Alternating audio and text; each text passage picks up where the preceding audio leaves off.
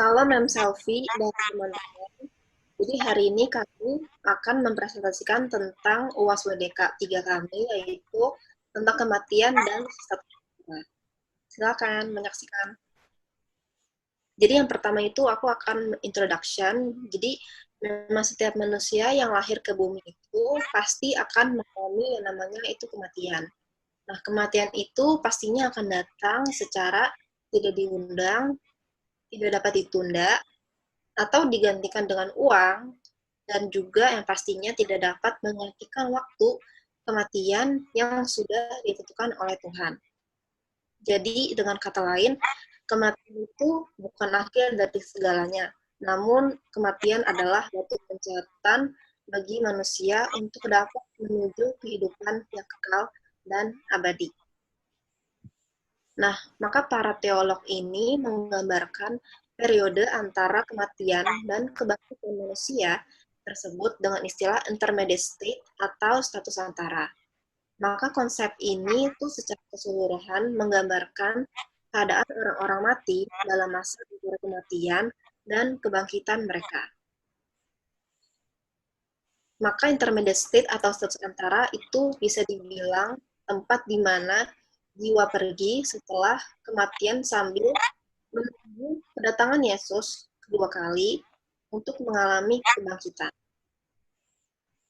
Nah, maka isi dari presentasi kami itu yang pertama ada kematian menurut Alkitab, lalu yang kedua itu tentang pemahaman status antara, lalu yang ketiga itu implikasi kematian kekal dan status antara bagi kehidupan orang percaya. Jadi kematian menurut Alkitab ini memiliki 3 aspek kematian, yaitu yang pertama adanya kematian fisik. Kematian fisik ini adalah pemisahan jiwa dari tubuh. Ini itu ada Kejadian 2 ayat 17 dan Efesus.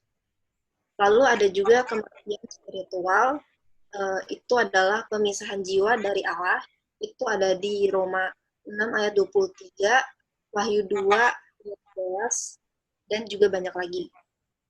Lalu yang terakhir itu adanya kematian kekal. Kematian kekal ini itu keadaan terpisah secara mutlak di mana manusia hilang untuk selama-lamanya dalam keadaannya yang berdosa. Ini tuh ada di Alkitab Kejadian 35 ayat 18, ada di Yakobus 2 ayat 26, Filipi, dan juga Korintus. Nah, untuk tentang kematian fisiknya secara detail ada di Kejadian 2 ayat 17.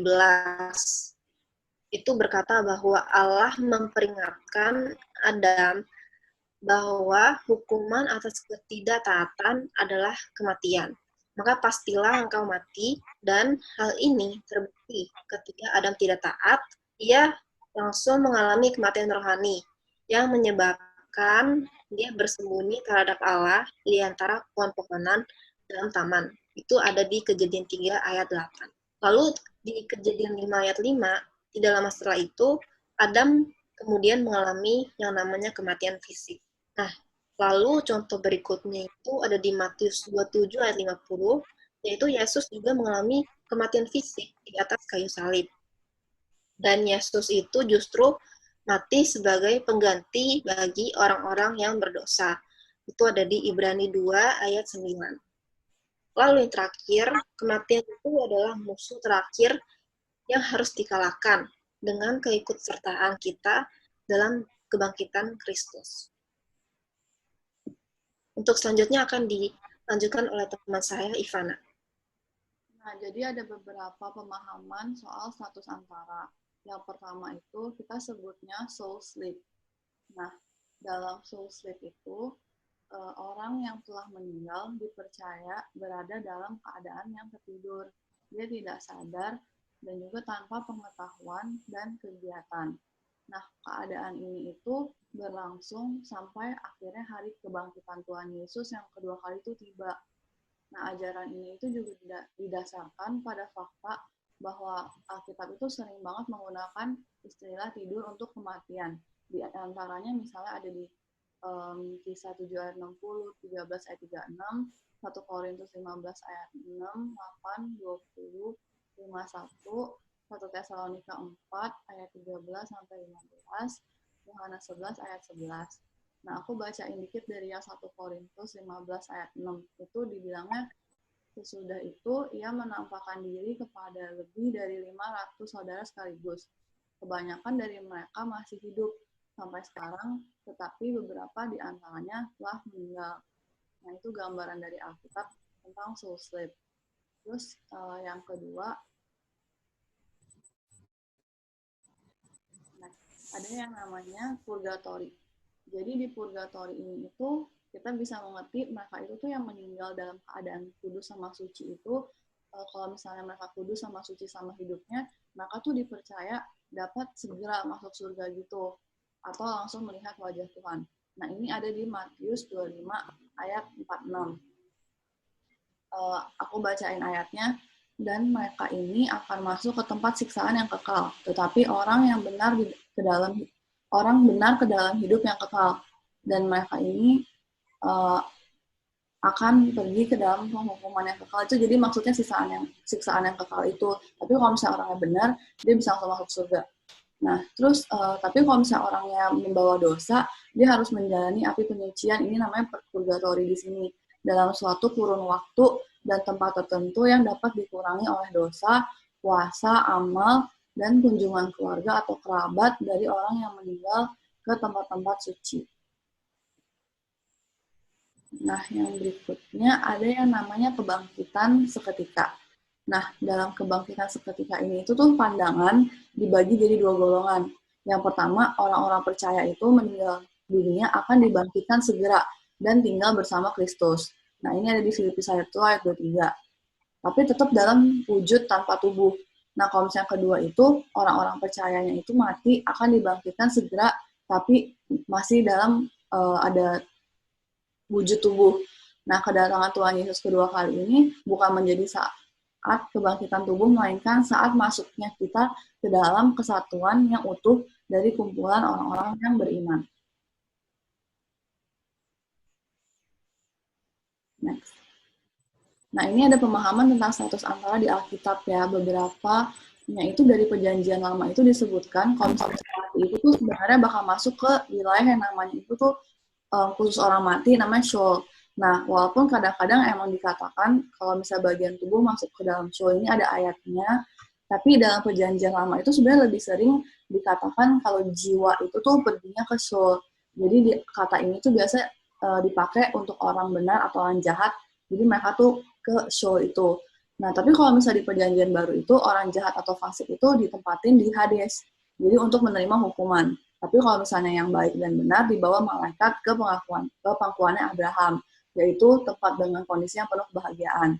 Nah, pokoknya dari ayat Lukas 23, ayat 42 sampai 43, kita tuh dapat menyimpulkan kalau sebenarnya status antara itu adalah bagi orang yang percaya adalah segera masuk ke dalam Firdaus setelah kematiannya dan menikmati persekutuan dengan Yesus tanpa harus menunggu kedatangan Yesus untuk kedua kalinya. Selanjutnya bakal dilanjutin sama teman kita, Amet. Di sini saya akan menjelaskan mengenai implikasi kemudian kekal dan status antara bagi kehidupan orang percaya. Status antara atau sementara merupakan tempat bagi orang yang sudah meninggal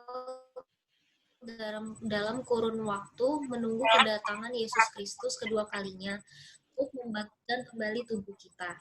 Setiap orang yang sudah meninggal, baik itu ia yang tergolong orang fasik atau jahat, maupun orang baik atau benar, pasti akan memasuki status antara.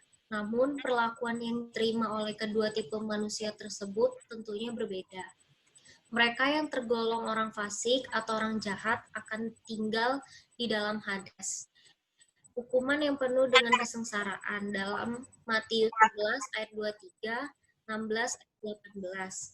Dan yang baik dan benar akan diantar oleh malaikat ke pangkuan Abraham yang sejatinya merupakan tempat kebahagiaan. Mereka yang baik dan benar serta tergolong sebagai orang yang percaya kepada Yesus Kristus akan tinggal di sisi Yesus, yaitu ke dalam Firdaus yang penuh dengan keindahan dan kemuliaan.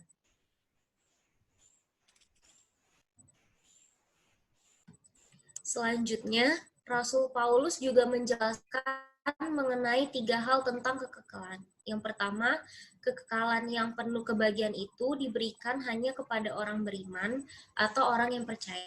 Yang kedua, kekekalan ini diterima di masa yang akan datang. Yang ketiga, kekekalan yang digambarkan di sini bukan karakteristik yang hanya dimiliki oleh jiwa, tetapi keseluruhan pribadi secara utuh. Di dalam 1 Korintus 15 ayat 52 sampai 55 berbunyi, dan tidak dikuasai oleh maut, tetapi menang atas maut, sehingga orang yang percaya kepada Yesus Kristus sebagai Tuhan dan Juru Selamat, mereka tidak akan dikuasai maut, melainkan mereka telah dipindahkan dari dalam maut ke dalam hidup yang kekal oleh karena mereka. Yohanes 5 ayat 24.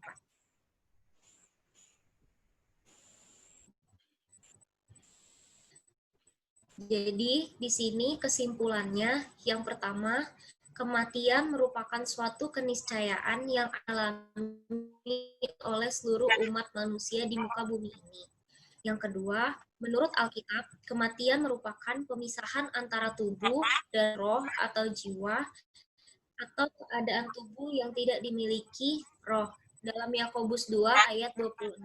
Yang ketiga, telah mengalami kematian, manusia akan memasuki masa intermediate state atau dalam bahasa Indonesia disebut juga sebagai status antara atau sementara. Sekian dari presentasi kami. Terima kasih.